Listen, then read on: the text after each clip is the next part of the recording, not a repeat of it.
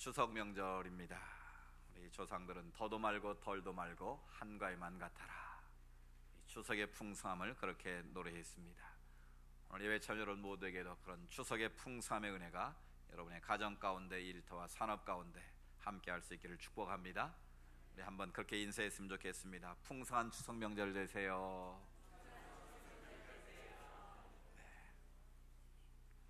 귀소 본능이란 말 아시지 않습니까?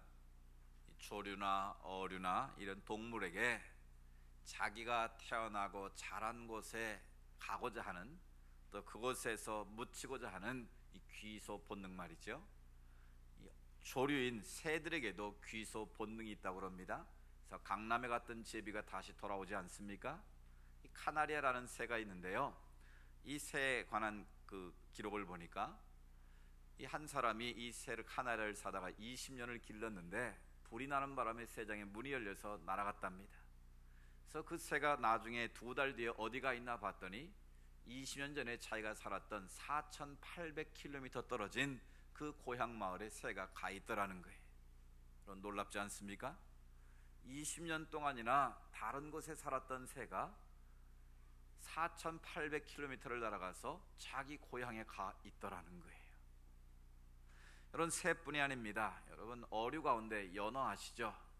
연어를 먹을 때마다 좀 미안한 감이 없잖아 있는데, 이 우리나라 양양의 남대천이나 이 태어난 연어들이 이 동해바다로 갔다가 저 북태평양까지 갔다가 다시 돌아오지 않습니까? 그러니까 이런 어류에게도 회귀 본능, 귀소 본능이 있다라는 거예요. 이 짐승들도 마찬가지입니다.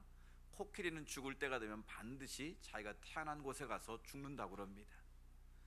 여러분, 예수님이 여우도 굴도 없다고 그러는, 여우도 굴이 있는데 자기는 없다고 그러셨는데, 여우는 죽을 때가 되면 반드시 자기 고향 쪽을 바라보고 죽는다고 그래요.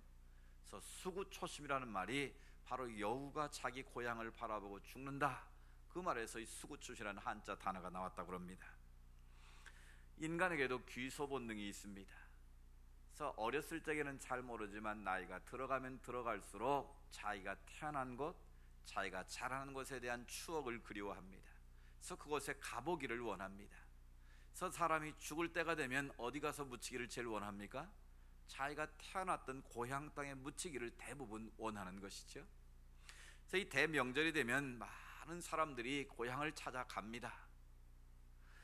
민족의 대이동이라 불릴 만큼 나라 전체가 난리가 나는 것이죠. 평소에 몇 시간 가던 길을 10시간 이상의 고생을 하면서도 기쁨으로 고향으로 갑니다. 그 가는 이유가 무엇이겠습니까? 우리 마음속에 본능적으로 새겨지는 귀소 본능이 있다는 거예요. 자기 고향을 그리워하는 마음들이 누구에게나 다 있다라는 것입니다. 그런데 가고 싶어도 갈 수 없는 분들도 있는 안타까움이 있지 않습니까?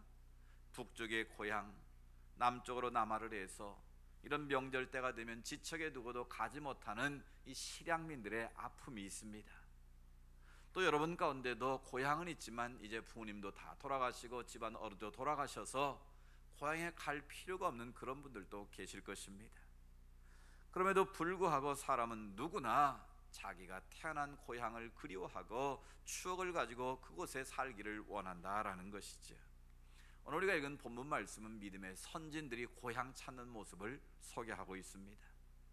믿음으로 산 아브라함과 이삭과 야곱과 족장들뿐만 아니라 모든 믿음의 길을 걸어간 선진들 역시도 고향을 찾았다라는 거예요.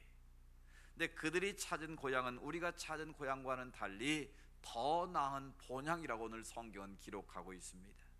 그래서 오늘 말씀을 중심으로 해서 오늘 우리가 그리워하고 우리가 찾기를 원하는 이 고향에 관한 문제를 우리가 한번 살펴보려고 합니다. 이 3가지 고향이 있는데요, 첫 번째 고향은 바로 내가 태어난 제1의 고향이 있습니다. 여러분 가운데 고향이 없는 분은 한 분도 없습니다.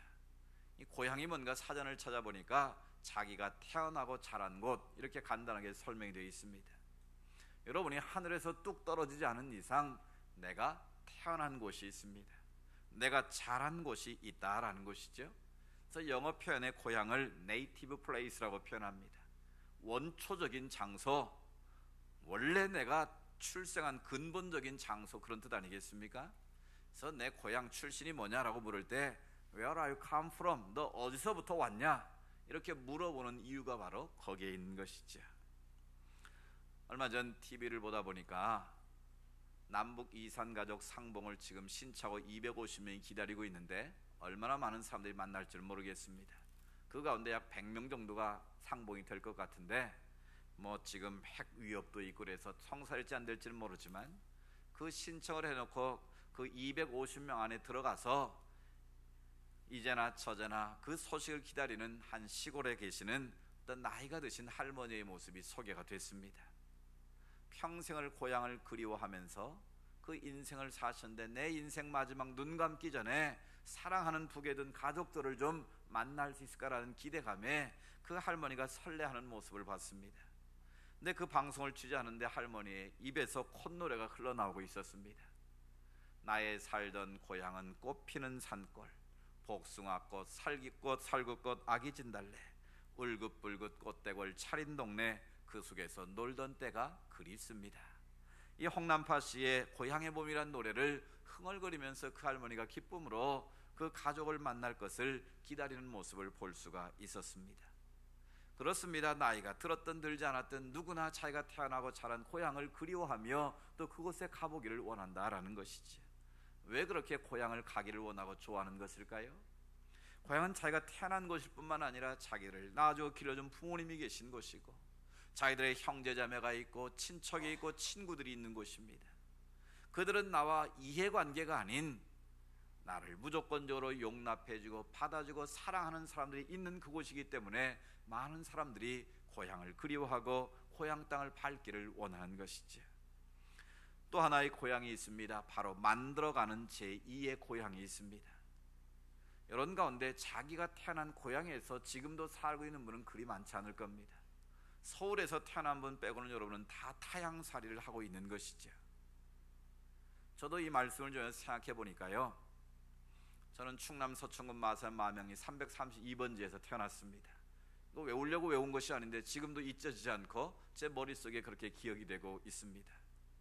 제가 실제로 고향 땅에 산 기간은 약 16년 정도 되는 것 같더라고요.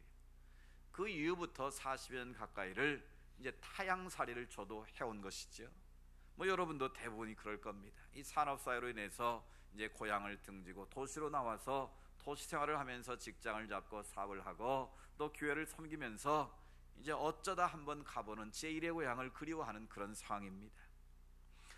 따라서 이런 노래가 있지 않습니까? 타향도 정들면 고향이라고. 지금 우리가 살고 있는 이곳이 바로 제2의 고향이 되어서 이곳에 우리가 관계를 맺고 공동체를 이루고 우리가 이렇게 살아가고 있는 것 아니겠습니까? 따라서 우리가 이 제2 고향에서 어떻게 사느냐도 굉장히 중요한 것이죠. 그런데 이것으로 우리의 고향이 끝이 있는 것이 아닙니다. 오늘 성경에 보면 더 나은 본향이 있다고 말합니다. 이것을 가리켜서 우리가 장차 돌아가야 할 제3의 영혼의 고향, 제3의 고향은 바로 영혼의 고향이라고 말할 수가 있습니다. 오늘 16절 말씀을 다시 한번 읽어보실까요? 믿음의 선진들이 이렇게 고백을 했습니다. 시작. 그들이 이제는 더 나은 본향을 사모하니 곧 하늘에 있는 것이라. 이러므로 하나님이 그들의 하나님이라 일컬음 받으심을 부끄러워하지 아니하시고 그들을 위하여 한 성을 예비하셨느니라. 아멘. 믿음의 조상들은 더 나은 본향을 사모했다라는 거예요. 아브라함의 예를 들면 아브라함의 원래 태어난 것은 어디일까요? 이 갈대아 우르라는 오늘날의 유프라테 티그리스 강 유역의 이 이라크의 그런 지역입니다. 그런데 하나님께서 1차적으로 그 가족을 부르셔서 그 아버지 데라와 함께 하란이라는 곳으로 이주를 했습니다. 그래서 1차 이주를 해서 하란에 살고 있는데 하나님께서 다시 아브라함을 부르셔서 본토 친척 아비집을 떠나서 내가 내게 지시할 땅으로 가라. 그 땅이 바로 가나안 땅입니다. 그래서 아브라함은 자기 본토 친척 즉 고향 땅을 떠나서 하나님께서 예비하신 가나안 땅이라는 새로운 고향에서 제2의 고향에서 삶을 살았던 것이죠. 그런데 그 믿음의 선진들은 1의 고향이든 2의 고향이든 상관없이 그들은 삶 속에서 더 나은 본향을 사모했다 그랬습니다. 자기들이 돌아가려면 돌아갈 수 있었지만 돌아가지 아니하고 더 나은 본향을 사모하며 살았다라는 거예요. 그 본향이 뭔가 하늘에 있는 것이라고 말씀합니다. 즉 다시 말하면 새하늘과 새 땅 천국을 말하는 것이죠. 오늘 성경에서는 그들을 위해서 한 성을 예비하셨다. 하나님께서 성을 예비하셨는데 바로 그 성을 바라보면서 아브라함과 이삭과 야곱과 하나님의 믿음의 선진들은 그렇게 살았다라는 거예요. 그 성을 신약에서 예수님 뭐라고 말씀하십니까? 요한복음 14장에 보면 예수님께서 십자가를 앞에 두시고 두려움 가운데 떨고 있는 제자들에게 말씀하십니다. 너희는 마음에 근심하지 말아라. 하나님을 믿으니 또 나를 믿으라. 그렇게 말씀하시면서 그 이유로 주신 말씀이 이것이었습니다. 내가 너희를 위해서 처소를 예비하러 간다. 내가 그 처소를 예비하면 다시 와서 내가 너희를 그 처소로 데리고 가겠다라고 말씀하십니다. 이건 잠시 동안의 이별일 뿐이지 내가 너희를 위해서 처소를 예비하고 다시 와서 너희를 그곳으로 데려가시겠다 말씀하신 것이죠. 그 처소가 무엇입니까? 바로 하나님 나라 천국을 말씀하는 것이죠. 하나님께서 믿는 자를 위해서 예비하신 하늘의 도성 하나님 나라 천국이 반드시 있다라는 것을 말씀하신 것입니다. 그래서 믿음의 선진들은 이 땅의 삶을 전부로 여기지 아니하고 하나님이 예비하신 더 나은 번향 천국을 바라보며 이 땅의 삶을 살아갔다라는 것입니다. 따라서 예수 그리스도를 주로 고백한 우리 모두는 제1의 고향, 제2의 고향에 머무는 사람이 아니라 제3의 고향, 영혼의 고향을 향해서 순례의 길을 걸어가는 하나님의 사람들임을 말씀하고 계신 것이죠. 그렇다면 우리가 1, 2의 고향에 사는 자들로서 어떻게 제3의 고향, 영혼의 고향을 향해서 나아갈 수 있을 것인가? 우리가 어떤 태도를 가지고 하나님 나라를 바라보며 살아가야 될 것인가? 그 세 가지를 오늘 본문에서 찾아보려고 합니다. 그 첫 번째는 바로 우리가 항상 나그네 인생임을 기억하며 살아야 한다라는 것입니다. 본향을 바라보며 사는 하나님 나라의 백성들은 언제나 이 땅의 삶은 나그네 길이다.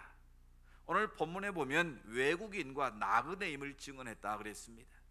믿음의 조상들은 이 땅의 삶이 전부라고 생각하지 않고 나는 이 땅에 잠시 살고 있는 외국인이요 나그네다라는 사실을 자기 입술로 삶으로 증언했다라는 겁니다. 그 말은 이 땅의 삶에 매이지 않고 하나님 나라를 사모하며 살았다라는 겁니다. 외국인이 국적을 취득하지 않고 이 땅에 오게 되면 임시로 비자라는 걸 받지 않습니까? 3개월이든 6개월이든 비자가 만료되면 다시 자기 본국을 향해서 떠나야 합니다. 그렇지 않으면 불법 체류자가 되는 것 아니겠습니까? 이 땅의 삶도 외국에서 잠시 이 땅에서 비자를 받고 사는 것처럼 일시적인 외국인의 삶과 마찬가지라는 겁니다. 또 나그네와 같다라고 말합니다. 나그네의 특징은 무엇입니까? 정착하는 것이 아니라 계속해서 이주하는 것을 의미하는 것이죠. 그러니까 그리스도인으로 이 땅을 살아간다는 것은 외국인처럼 나그네처럼 이 땅의 삶에 안주하지 않고 하나님이 예비하신 더 나은 본향을 바라보고 그곳을 향해 사는 인생임을 말씀하고 있는 것이죠. 이 땅에서의 삶은 잠시 거주하는 장막과 같습니다. 이 땅의 삶은 모델하우스를 보는 것과 같습니다. 모델하우스 좀 맛보기 집이다 그렇게 표현하더라고요. 저는 모델하우스를 딱 한 번 가본 적이 있습니다.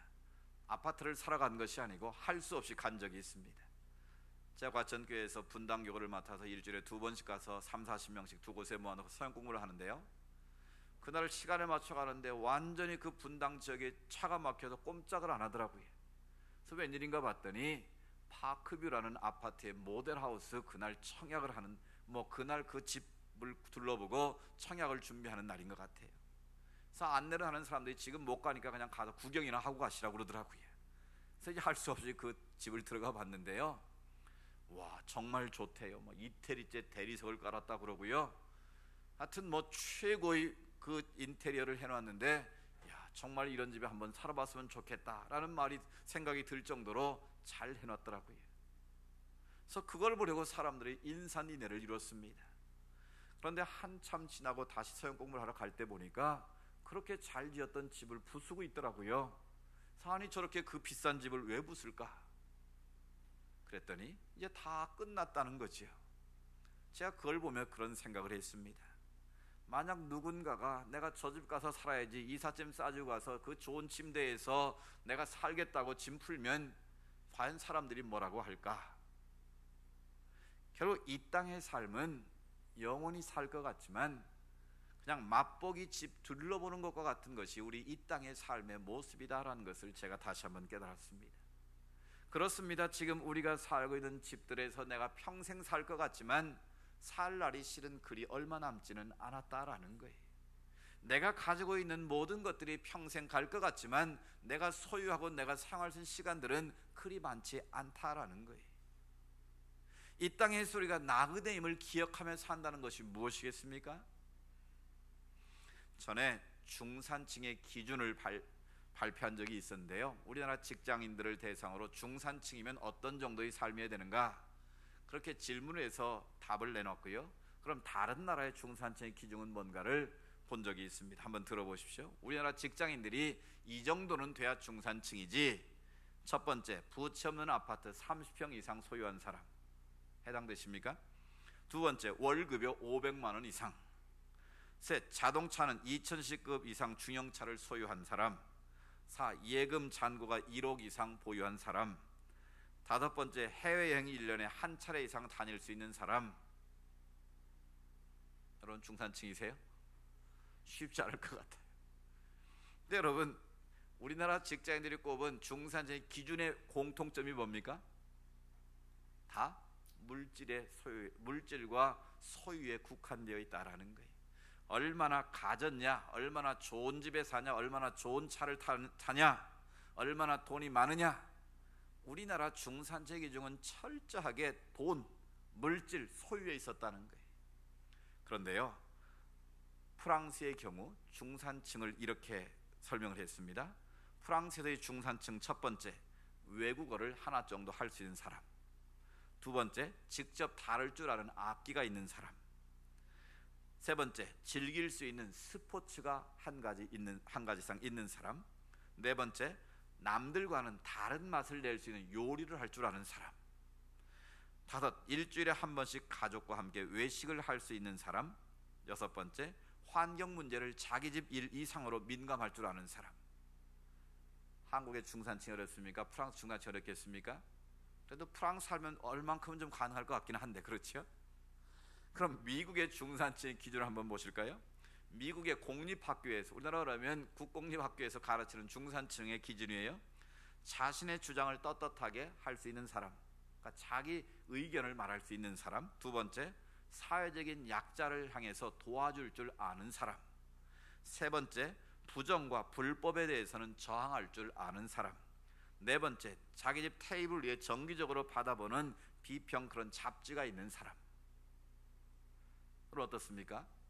우리나라 중산층의 기준과 서양 선그레하는 사람들의 중산층의 기준은 너무나 다르다는 것을 알 수 있습니다.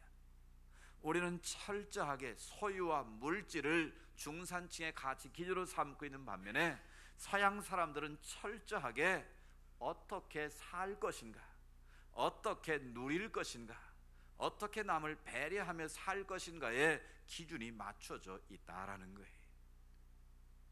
여러분, 우리가 이 중산층의 기준을 먼저 바꾸지 않는 한은 우리는 아무리 가져도 상대적 박탈감에 시달릴 수밖에 없고요, 상대방과 비교함으로 무력감과 열등감에 빠질 수밖에 없는 구조 속에 살고 있다는 거예요.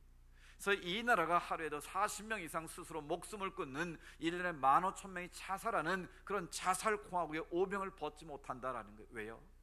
가지고 소유한 것에 대해서 자신의 모든 인생의 기준을 삼고 그것을 따라가려고 목숨 걸고 살다 보니까 가졌다고 생각하는 순간 날아가 버리고, 잡았다고 생각하는 놓쳐버리는 그 삶이 불행할 수밖에 없다라는 거예요.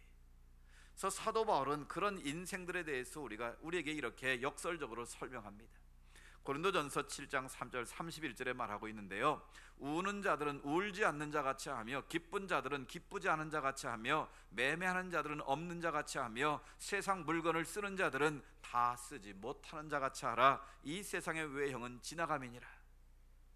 반대를 항상 생각하라는 거예요. 우는 자들은 항상 울 때만 있는 게 아님을 알아라는 거예요. 울 때가 지나면 기쁨의 날이 온다는 거죠. 또 기쁜 자들은 기쁜 자 같지 말라는 거예요. 왜? 기쁨의 날이 계속 있으면 좋겠는데 슬픔의 날이 또 올 수 있다는 거예요. 또 매매하는 자들은 없는 자 같이 하라. 많이 가졌다고 그것에 대해서 자랑하거나 교만할 이유 없다는 거예요. 팔 것이 없을 때가 온다는 거예요. 세상 물것 좋은 거 다 가졌다고 그거 평생 있을 것처럼 생각하지 말라는 거예요. 그것을 쓰지 못할 때가 반드시 있다는 걸 알라는 거예요. 왜 그렇습니까? 세상의 외형적인 것, 소유와 물질적인 것들은 다 지나간다는 거예요. 다 지나가는 것이 영원한 것인 것은 그걸 붙잡고 인생을 살면 그 인생은 불쌍할 수밖에 없다라는 거예요. 따라서 우리 인생의 가치 기준을 바꿔야 된다는 거예요. 내가 나그네 힘을 안다면 물질과 소유에 내 인생의 가치를 두면 그 인생은 어리석은 부자가 된다는 거예요. 엄청난 부자가 있었는데요, 임종을 앞두게 됐답니다. 그 많은 재산 놓고 죽으니까 억울해서 죽을 수가 없는 거예요. 그래서 하나님께 금식하며 간절히 기도를 했답니다. 하나님, 내가 이렇게 억울하게 죽을 수는 없으니까 내가 소유한 귀한 것을 좀 가져갈 수 있도록 좀 허락해 주십시오. 하나님이 절대 안 된다. 근데 막 계속 간청을 하니까 그래, 그럼 여행용 가방 하나만 갖고 와라. 그래서 이 사람이 이제 여행 가방에 뭘 담을까? 제일 귀한 걸 담아가야 될 텐데, 그래서 자기가 금괴에 넣었던 금괴를 여행 가방 가득 담았답니다. 그저 머리맡에 놓고 이제 죽었는데, 이제 그걸 낑낑 끌고 이제 천국의 앞에 문 앞에 가니까 이미그레이션을 통과해야 되잖아요. 베드로가 이제 딱 지켜서 뭘 낑낑거리고 들고 오니까, 아니 여기는 아무것도 가져올 필요가 없는데 뭘 가지고 왔습니까? 그 짐가방을 열어보십시오. 그래서 이제 그 사람이 낑낑거리는 그 가방을 딱 여니까 베드로가 어이가 없다는 듯이 이렇게 말하더랍니다. 아니 이곳에서 쓸데없는 보도블록을 뭘 그렇게 한 가방 들고 고생했느냐고. 여러분 무슨 말일까요? 누가 웃자고 한 말이죠. 우리가 이 땅에서 그토록 귀히 여기는 금은 보석, 소유 이런 것들은 천국에서는 돌멩이처럼 하찮은 것들이라는 거예요. 그러니까 보석이 더 이상 보석이 아닌 곳이 여러분 천국이에요. 그런데 이 땅이 나그네임을 우리가 알면서도 그것이 내 인생의 행복을 가져다주고 그것이 내 인생의 의미를 줄 것처럼 그것 붙잡고 살면 그 인생의 말로가 어떻게 되겠느냐라는 것이죠. 그래서 예수님께서 마태복음 6장 19절 20절 이렇게 말씀하십니다. 너희를 위하여 보물을 땅에 쌓아두지 말아라. 땅에 쌓아두면 거기는 좀과 동록이 해하게 되고 도둑이 구멍을 뚫고 와서 도둑질해 간다라는 거예요. 언젠가는 그것이 뚫릴 날이 온다는 거예요. 그 다음 말씀이 중요한데요, 오직 누구를 위해서? 너희를 위해서. 하나님을 위해서고 교회를 위해서가 아니라 오직 너희를 위해서 보물을 하늘에 쌓아두라. 거기는 좀이나 동록이 하지 못하고 도둑이 구멍을 뚫어 도둑질도 못한다라는 거예요. 내 보물이 있는 곳에 내 마음도 있느니라. 우리의 마음의 중심이, 우리의 삶의 가치가 어디 있느냐에 따라서 신앙과 불신앙이 기준이 될 수도 있다라는 거예요. 우리의 삶의 목적이 무엇인가를 우리가 금방 알 수 있다라는 것입니다. 사랑하는 여러분, 우리가 다시 한번 나그네의 인생임을 기억한다면 우리의 삶의 가치를 소유해 두지 말고 물질에 두지 말고 영원한 하나님 나라 본향을 향해서 하나님 나라의 보물을 쌓고 하나님 나라를 그리며 살게 될 때 그 인생은 의미 있는 삶이 되고 행복한 삶이 될 줄로 믿습니다. 두 번째로 우리가 본향을 향해서 살아간다는 것은 주어진 삶에 최선을 다하며 사랑하며 살아야 됨을 말씀하고 있습니다. 우리 인생이 나그네임을 안다면 이 짧은 인생 우리가 어떻게 살아야 되겠습니까? 적당히 살아서 되겠습니까? 그냥 대충대충 살아서 되겠습니까? 오늘 내 인생이 마지막 날인 것처럼 하나님 앞에서 최선을 다해서 사랑하며 살아야 한다라는 거예요. 여러분, 내일은 나의 날이 아닙니다. 미래가 우리에게 열려져는 있지만 그것이 다 나의 날은 아니라는 겁니다. 그래서 오늘이라는 이 시간, 지금이 중요한 것이죠. 그래서 영어로 오늘을 우리가 present, 현재 그렇게 표현하지 않습니까? 그거를 다르게 표현하면 또 선물이라는 뜻이 있습니다. 오늘이라는 이 present라는 선물을 하나님 앞에서 어떻게 쓰느냐가 중요하다는 거예요. 내일 일에 대해서 미리 가불해서 염려할 필요 없고요, 미리 걱정할 필요 없고 미리 근심 걱정에 쌓일 이유가 없다라는 거예요. 지금 오늘이라는 시간만이 나에게 유효한 시간이고 하나님에게 주신 선물이다라는 거예요. 따라서 오늘이라는 시간을 선물로 받았으면 세월을 아끼고 귀히 여기고 오늘이라는 시간을 최선을 다해서 우리가 하나님 앞에 사랑하며 살아야 된다라는 거예요. 전에 한번 소개한 적이 있는데요, 대한민국 영어 교과서를 쓴 분이기도 하고요, 번역가이기도 하고 좋은 수필을 쓰는 작가이기도 하고 칼럼을 쓰기도 하고 대학교에서는 영어를 가르치는 영문학과 교수였습니다. 이분은 5살 때까지 앉아보지를 못한 분이 선천적 소아마비를 가지고 태어나서 앉아보지를 못했어요. 그런데 열심히 자기 인생을 극복하고 개척을 해서 대학 교수가 됐습니다. 근데 그녀의 나이 49살에 유방암이 찾아옵니다. 그래서 유방암을 열심히 치료를 했는데 3년 뒤에 다시 그 암이 척추로 전이가 됐습니다. 그래서 무려 8년 동안 14번의 항암 치료를 받으면서 투병 생활을 했는데요, 누가 봐도 힘들고 포기할 수 없는 그런 절망의 상황 속에 있었습니다. 그런데 그분이 이렇게 고백을 했습니다. 하나님은 다시 일어서는 법을 가르치시기에 나를 넘어뜨린다고 믿는다.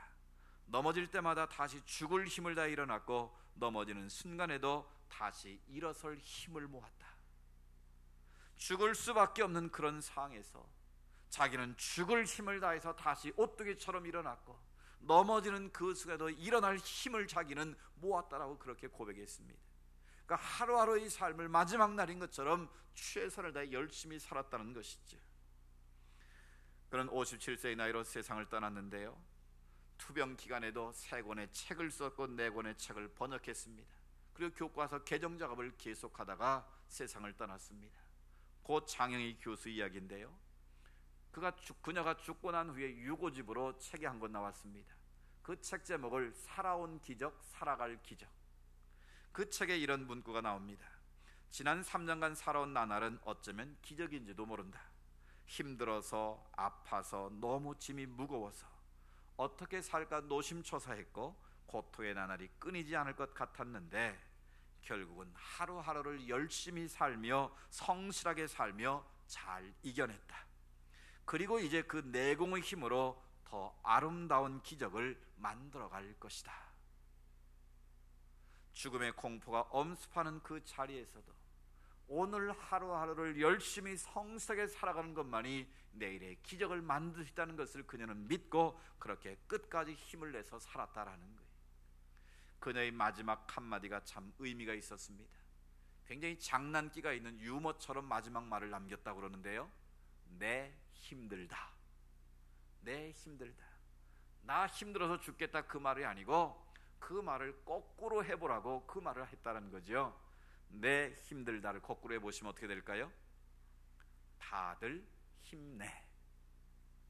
나 같은 사람도 이렇게 열심히 살아서 이 마지막을 이렇게 의미 있게 마지막을 맞이했으니까 당신들도 아무리 힘들어도 다들 힘내서 잘 살라고 그런 유머 같은 말을 남기고 죽었다라는 거예요. 사랑하는 여러분, 언젠가 오늘 내 인생의 종말이 분명히 올 것을 믿는다면 우리의 삶이 지금 아무리 힘들고 어려워도 열심히 성실하게 살아야 될 줄로 믿습니다. 우리가 어떻게 살아야 될까요? 어느 책에 보니까 책 제목이 4가지 영어 알파벳의 L로 이루어졌습니다. 살며, 사랑하며, 배우며, 웃으며 살자. 살며 live, 열심히 살으라는 거예요. 살되 사랑하며 love, 배우며 learn, 그다음에 laugh, 웃으며 살라는 거예요. 길지 않은 인생 미워하지 말고 싸우지 말고 갈등 속에 시기 질투 가운데 살지 말고 우리에게 주어진 이 한 번의 인생길을 우리가 서로 사랑하며 뭔가를 서로를 향해서 배우고 웃으면서 신명나는 인생을 살아야 되지 않겠느냐라는 거예요. 여러분, 어떤 인생이 가장 의미 있는 인생이겠습니까? 바로 사랑하며 사는 인생 아니겠습니까? 누군가에게 위로자가 되고 격려자가 되고 누군가에게 힘을 주고 용기를 북돋아주는 그런 인생을 사는 자가 마지막 날에도 의미 있는 인생을 맞이할 수 있지 않겠습니까?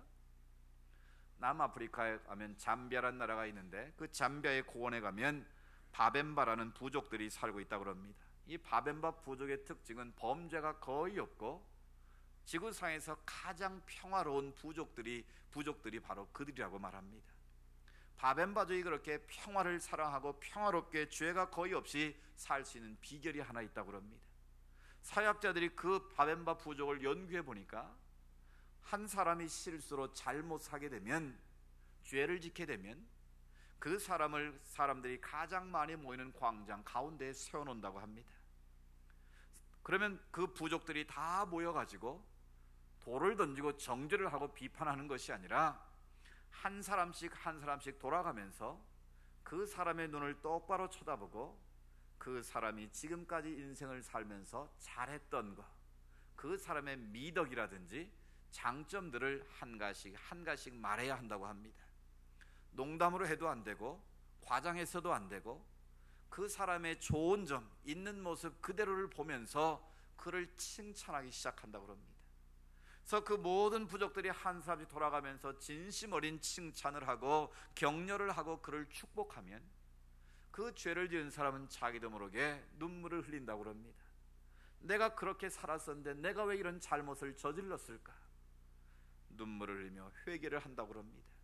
그리고 내가 다시는 그렇게 살지 말아야지라고 결단하는 순간 그 사람을 위해서 모든 부족들이 축하의 잔치를 벌인다고 합니다. 다시는 그런 인생 살지 말고 지금 눈물을 흘리며 결단한 것처럼 새로운 인생을 살라고 그 한 사람을 위해서 온 부족이 모여서 다시 축제를 벌인다라는 거예요. 실수한 그 사람에게 돌을 던지는 것이 아니라 그를 칭찬해주고 격려해주고 그에게 다시 새로운 미래의 소망을 불어넣었을 때에 그 사람이 새 사람이 되어져서 평화로운 그 부족을 위해서 일생을 살아가는 삶을 산다는 것이죠. 그렇습니다. 우리 인생살이 속에서 우리가 무엇을 하며 살아야겠습니까?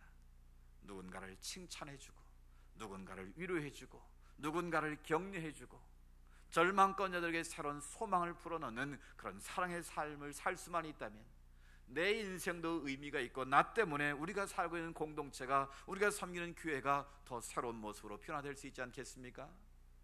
우리가 나그네의 인생임을 기억한다면 오늘이라는 이 지금이라는 이 시간을 최선을 다해서 사랑하며 살아갈 수 있는 은혜가 있기를 축복합니다.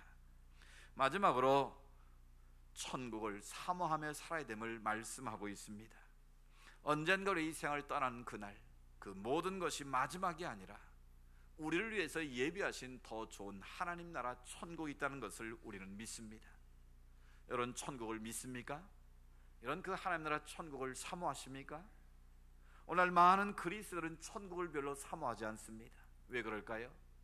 천당 밑에 분당이 있으니까 그 좋은 곳에 내가 살고 있는데 굳이 뭐 천당까지 우리가 그리워할 필요가 있겠나? 이 땅의 삶이 풍족하고 여유가 있음으로 인해서 이 세상에 우리가 즐기는 것에 만족해서 하나님이 예비하신 천국을 사모하는 강도가 점점 떨어지는 것 같습니다. 우리 믿음의 선조들은 언제나 주님 오실 그날을 기다리면서 천국을 노래하며 살았는데 우리는 천국에 관한 찬양을 부를 때가 있습니까? 장례식장에서나 천국에 관한 찬송을 부르지 평소 예배 시간에 천국 찬송 부르면 오늘 목사님이 찬송가 잘못 골랐나 보다, 아마 많은 분들이 그렇게 생각할 것 같습니다. 왜 그렇습니까? 그만큼 우리 마음속에 천국을 향한 사모하는 마음이 없다라는 거예요. 왜 그럴까요? 많은 분들이 천국을 보지 못해서라고 말할 수 있습니다. 또 천국을 경험해보지 못했기 때문이라고 말할 수 있습니다. 그런데 여러분, 내가 보지 못했다고, 내가 경험해보지 못했다고 천국이 없는 것이 아닙니다. 내가 생각했던 것처럼 천국이 그렇게 시시한 것도 아니라는 것이죠. 이런 13, 14기에 마르코 폴로라는 사람이 동방견문록이라는 책을 썼습니다. 이분이 몽골 중국을 20년 이상 돌아다니고 중국에 17년을 살면서 자기가 보고 느낀 것을 이탈리아 돌아가서 책을 썼는데 그게 바로 동방견문록이에요. 그 책이 출판될 때 사람들이 다 의심을 했다는 거예요. 야, 정말 그런 나라가 있냐? 우리가 생각할 때 너 거짓말한 거 아니냐? 말 그대로 소설 쓴 거 아니냐? 누구도 마르코 폴로가 본 동방견문록의 중국의 그 당시 상을 이해하고 믿으려고 하지 않았다라는 거예요. 그가 임종이 가까웠을 때 친구들이 와서 다시 호기심 어린 눈으로 물었다라는 거예요. 자네 정말 동방에 쓴 책이 사실인가? 그때 마르코 폴로가 이렇게 말했다라는 거예요. 답답한 마음으로 아닐세, 내가 책에 쓴 것은 전부 진실일세, 오히려 그 내용은 내가 보고 경험한 것의 절반도 안 되네. 자기가 열심히 살면서 썼지만 내가 보고 경험한 것 절반도 못 썼다라는 거예요. 훨씬 더 놀라운 비밀이 그 나라에 있다라는 것이죠. 천국도 그와 같다라는 것이죠. 사랑의 사도 요한을 통해서 하나님 나라 새 예루살렘의 비밀을 우리에게 맛보기로 조금 보여주셨습니다. 근데 요한의 고백처럼 내가 보고 들은 것을 다 기록하기에는 턱없이 부족하다고 스스로도 고백한 것처럼, 어떻게 그 하나님 나라의 천국 견문록을 사람의 필설로 쓸 수 있겠느냐라는 거예요. 계시록에 나와 있는 하늘과 새 땅의 모습은 정말 조족지혈과 같은 그런 작은 부분의 하나일 거다라는 것이지. 우리가 상상할 수 없는 요한계시록 21장 20에 나오는 하늘과 새 땅의 모습은 상상할 수 없는 그런 곳이다라는 거지. 이 땅에는 우리가 질병이 있고 아픔이 있고 고통이 있고 눈물이 있고 곡하는 것이 있지만, 그것은 다시는 곡하는 것이 없고 질병도 없고 죽음도 없는 영원한 천국이라는 것이지. 보좌에 계신 주님께 멸관을 던지며 영생 복락을 누리는 그토록 아름다운 곳이다라는 것이지. 말씀드린 것처럼 이 땅의 보물이 더 이상 돌멩이처럼 보소리 여겨지지 않는 그런 12 진주문이 있고, 우리가 보지 못하던 형색색의 보석이 있는 그런 아름다운 곳이 바로 하나님 나라 천국이라는 것입니다. 그래서 우리가 이 땅에 사는 동안도 하나님 나라 천국을 맛보아야 되겠지만, 우리가 주님께서 오라 부르시는 그날 저 천국 가서 이런 놀라운 하나님 나라의 신비로운 모습을 우리가 맛봐야 되지 않겠습니까? 먼저 떠난 믿음의 선지자들을 그곳에서 만나 배웠고, 우리가 보좌에 계신 주님께 멸관을 던지며 영생 복락을 누리는 그 하나님 나라 천국을 우리가 사모해 살아야 되지 않겠습니까? 오늘 우리는 제1, 제2의 고향만이 아니라 우리를 위해서 예배 놓으신 제3의 고향, 영혼의 고향을 사모하며 살아가는 순례자의 삶을 살아야 될 줄로 믿습니다. 1980년 3월 프랑스 파리의 브루셀이라는 병원에 한 세계를 떠들썩하게 했던 존경받는 지성인 한 사람이 폐수종으로 입원해 있었습니다. 그는 한 달 동안 죽음에 대한 불안과 공포 때문에 자기 병명조차 의사에게 물어보지 못할 만큼 극심한 두려움에 빠져 있었습니다. 그는 누구였는가? 바로 20세기의 지성으로 알려진 사르트라는 실존주의 철학자였습니다. 그는 철학적인 체계를 쓰면서 죽음으로부터의 자유를 외쳤던 사람입니다.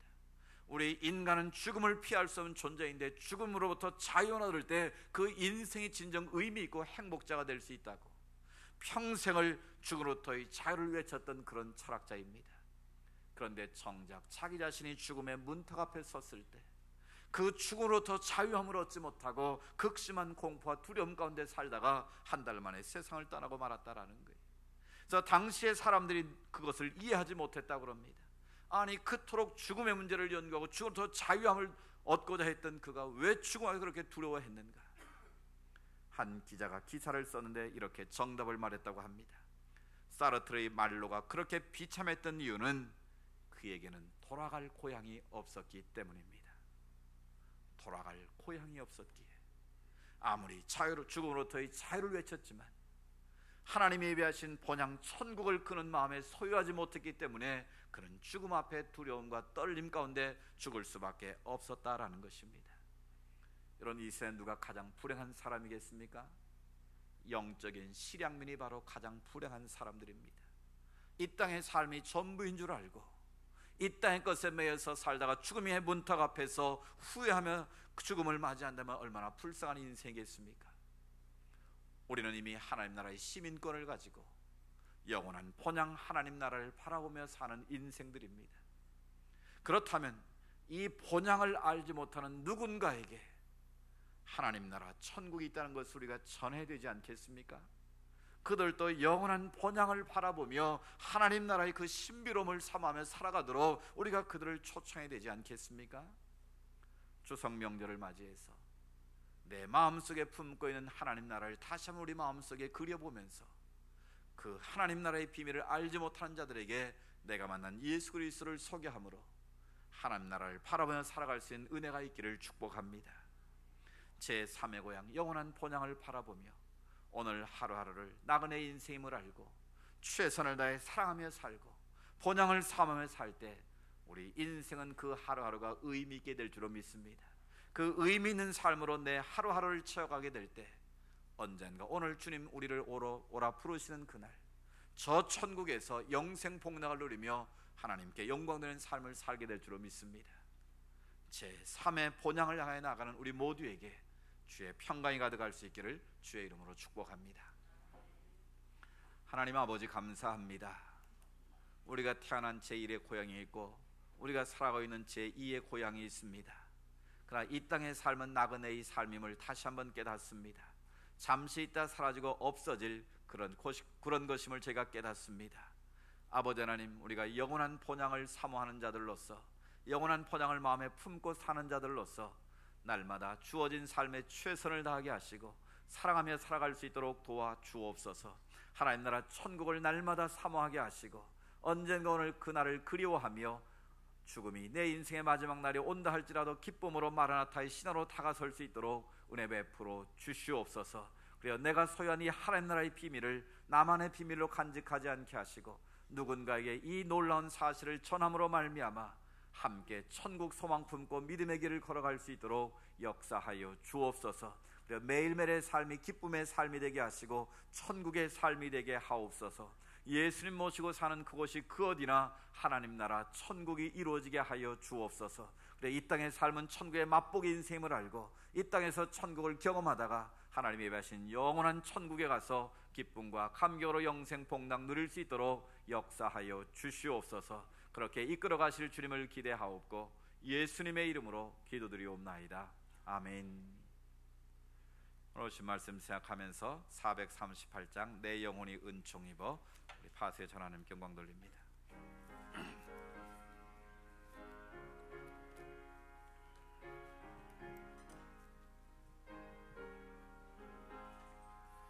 내 영혼이 은총 입어 주만 죄짐 벗고 보니 슬픔 많은 이 세상도 천국으로 화하도다. 할렐루야 찬양하세.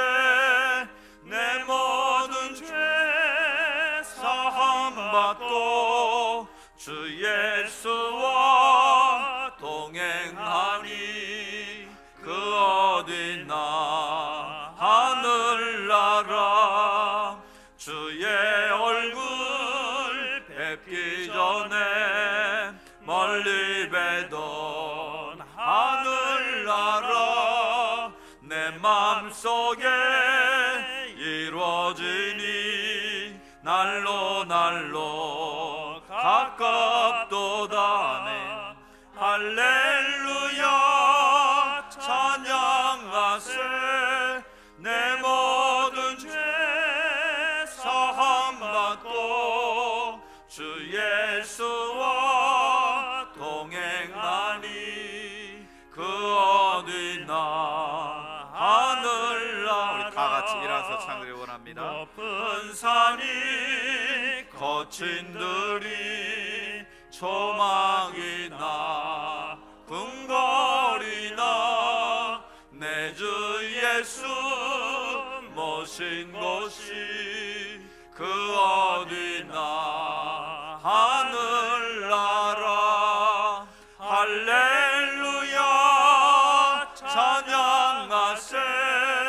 내 모든 죄 사함받고 주 예수와 동행하니 그 어디나 하늘. 할렐루야 찬양하세. 할렐루야 찬양하세. 내 모든 죄 사함받고 주 예수와 동행하니 그 어디나 하늘나라. 아멘. 우리의 영원한 산 소망이 되시는 예수 그리스도의 은혜와 하나님 아버지의 크고 놀라우신 사랑하심과 성령님의 감화감동 교통하심의 역사가 나그네 인생을 알아 매일매일의 삶 속에 최선을 다해 살아가며 삶으로 영원한 본향을 사모하며 주님께 영광 돌며 살아가기를 원하는 주의 백성들 머리머리 위에 믿음의 소원들 위에 이 나라와 이 민족 위에 이제로부터 영원토록 함께 하시기를 간절히 축원하옵나이다. 아멘.